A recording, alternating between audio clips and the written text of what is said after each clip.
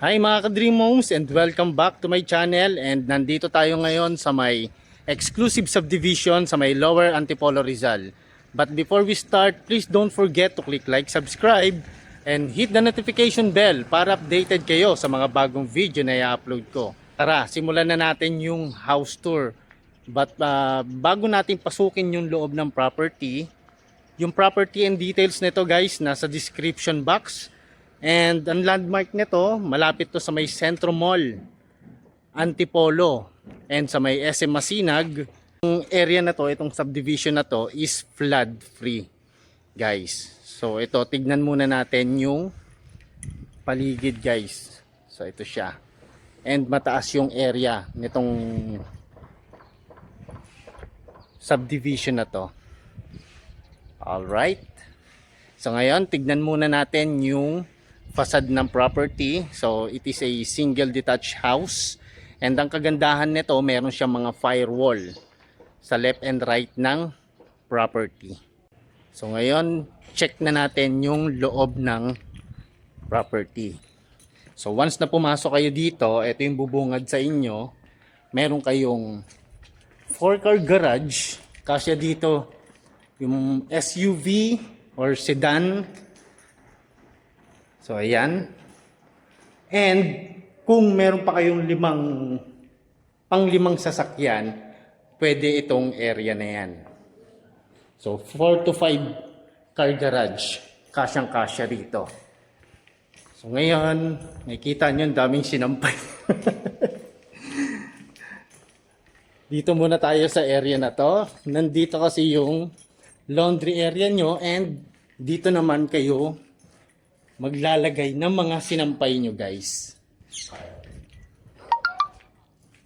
Okay. And meron din ditong maid's room. So this is your maid's room. So ito, may mga gamit kasi dito. So hindi na natin i-check yan. And then meron din siyang sariling toilet and bath. Open natin. So ayan.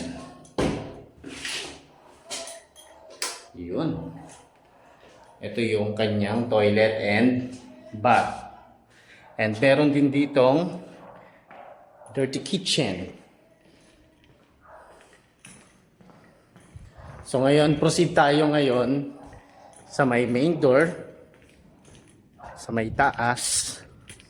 So meron din kayong plant box dyan. And yung tiles na ginamit dito is non-split type. So hindi siya madulas kahit basa yung sahig nyo. So ito siya. And this is your lanay area. Pwede kayong maglagay dito ng small table lang, mga 4-seater. Or kung gusto nyo mas mahaba, pwedeng pwede rin.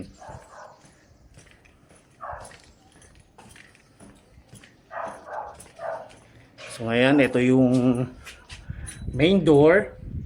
Pasok tayo. So ito. Welcome to your dream home. So this is your living area, dining area, and your kitchen area. So open concept to, guys. So ayan, itong part na yan, dyan yung ilalagay yung inyong TV set. And dito, pwede kayong maglagay dyan ng sofa. And itong area naman, this is your dining area. Kasya dyan, 5-seater round table. And meron siyang sliding door. Access yan, papunta sa inyong lanay area. So this is the main kitchen. So meron kayong island counter dyan. So ang ganda ng cabinets, backsplash, and marami siyang pwedeng ilagay. And then dito pwede nyo siyang gawing breakfast nook. Pwede kayong maglagay dyan ng 2 upuan. And then proceed tayo dito sa first bedroom. So this is your first bedroom. Ayan. And meron siyang sariling cabinet.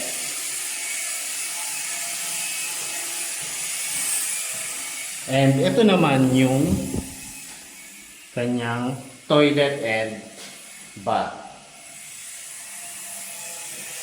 And itong door naman, access yan dito sa may car garage ninyo.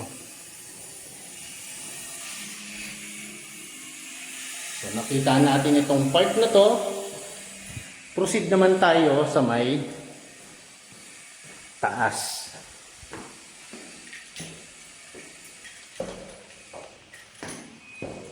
So 4 bedrooms siya. Unahin muna natin yung nasa dulo.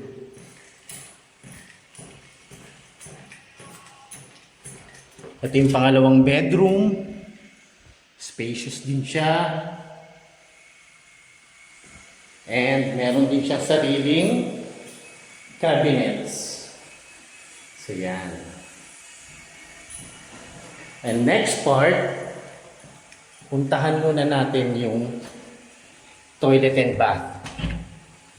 Ito guys, oh, hiniwalay ng seller yung toilet and bath.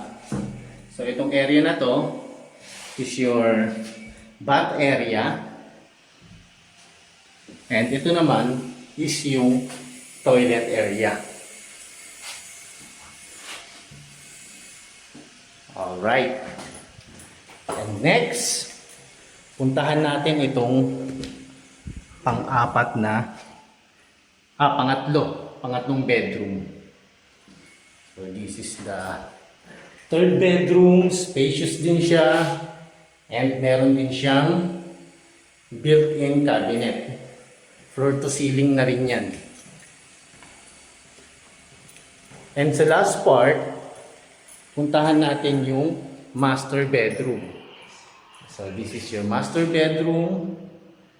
And guys, meron siyang balcony dyan. And meron din siyang sariling cabinets and toilet and bath. So yun. So yun mga ka-dream homes ha. If you think that this property is for you, kindly message me para makita nyo to ng actual sa may Lower Antipolo. Again, this is your dream home buddy, Martin Marquez. Magkita-kita tayo muli sa aking susunod na house tour. God bless and bye-bye!